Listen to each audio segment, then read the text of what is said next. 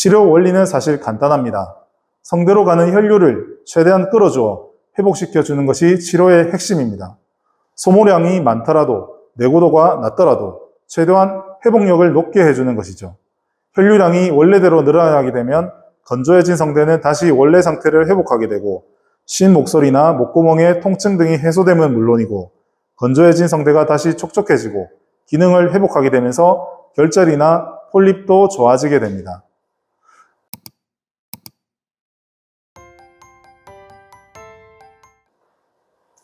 안녕하세요. 저는 부산에서 한의원을 하고 있는 전대성 원장입니다. 저는 오늘 성대 질환의 원리와 치료에 대해서 오늘 설명드리려고 합니다. 정말 중요한 공연을 앞두고 있거나 말을 해야 할 때 목소리가 안 나온 경험이 있으신가요?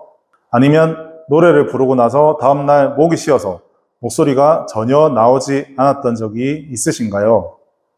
말을 많이 하거나 노래를 부르거나 하고 나서 목이 쉰 경험은 누구나 한 번씩 있을 겁니다.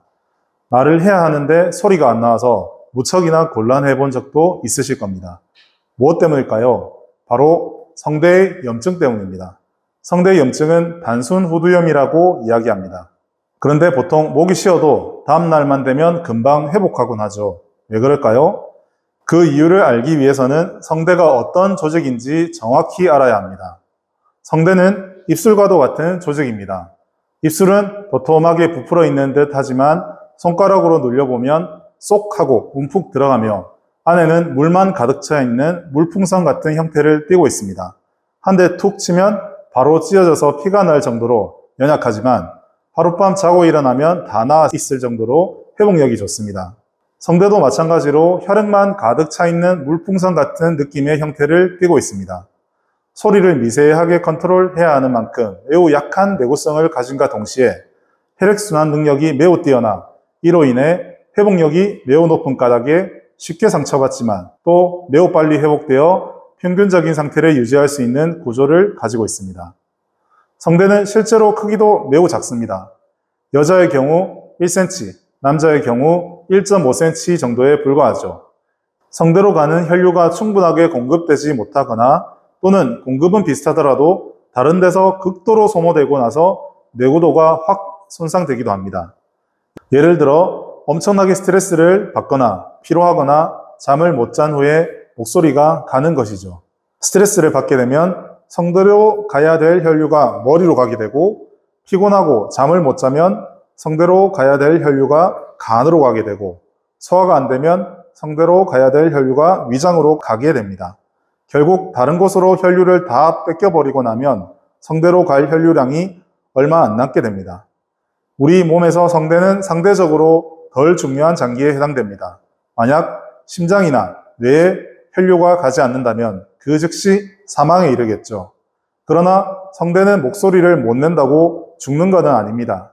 그래서 다른 데로 혈류를 보내고 나서 나머지를 성대로 보내는 것이죠.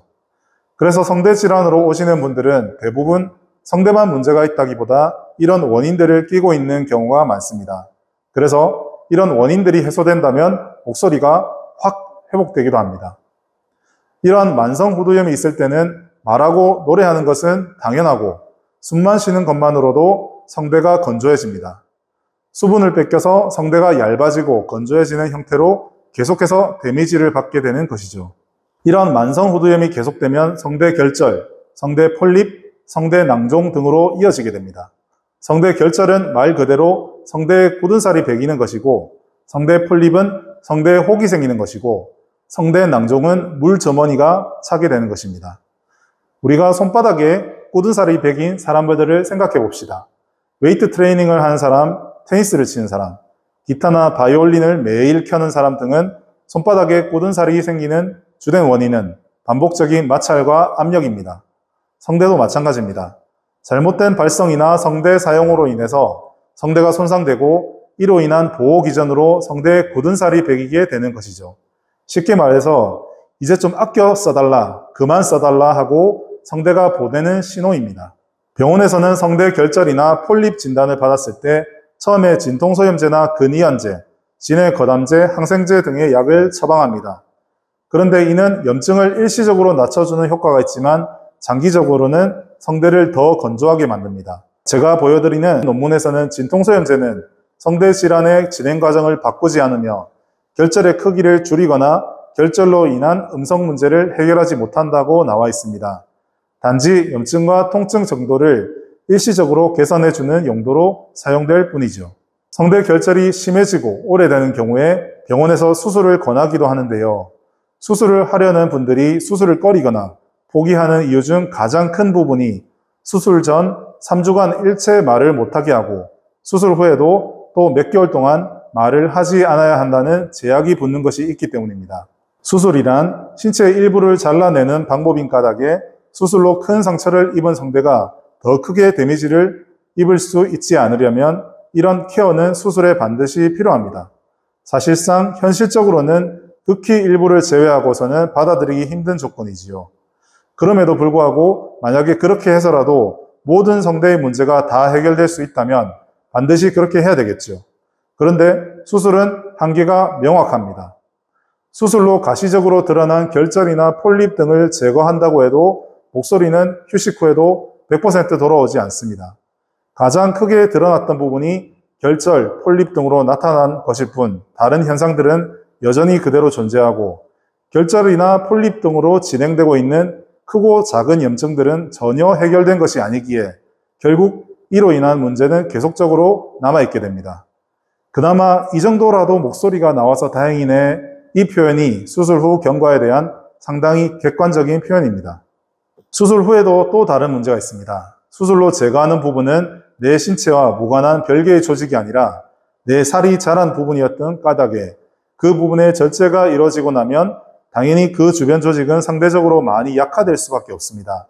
전문적으로 성대를 사용하시는 분들이 웬만하면 수술을 하지 않으려 하는 이유가 바로 이 부작용 때문이지요. 수술 이후에 아무리 회복이 잘 된다고 한들 이전처럼은 절대로 돌아갈 수 없게 되어버리거든요. 성대 결절이나 성대 질환도 약을 3일 정도 먹으면 다 낫는 그런 병이라면 참 좋겠지만 모든 만성병이 그러하듯 오랜 시간과 노력을 요하는 경우가 많습니다. 우리 몸의 피부가 진피에서 표피까지 올라온 데가 3개월이 걸리고 머리카락이 자라는데 3개월가량이 걸리듯 낫는 데는 시일이 걸립니다. 그런데 성대 질환은 시일은 걸리지만 충분한 시간을 투자한다면 충분히 나을 수 있는 병입니다. 치료 원리는 사실 간단합니다. 성대로 가는 혈류를 최대한 끌어주어 회복시켜주는 것이 치료의 핵심입니다. 소모량이 많더라도 내구도가 낮더라도 최대한 회복력을 높게 해주는 것이죠. 혈류량이 원래대로 늘어나게 되면 건조해진 성대는 다시 원래 상태를 회복하게 되고 쉰 목소리나 목구멍의 통증 등이 해소되면 물론이고 건조해진 성대가 다시 촉촉해지고 기능을 회복하게 되면서 결절이나 폴립도 좋아지게 됩니다. 모든 분들이 목소리를 회복하고 건강하게 지내셨으면 좋겠습니다. 감사합니다.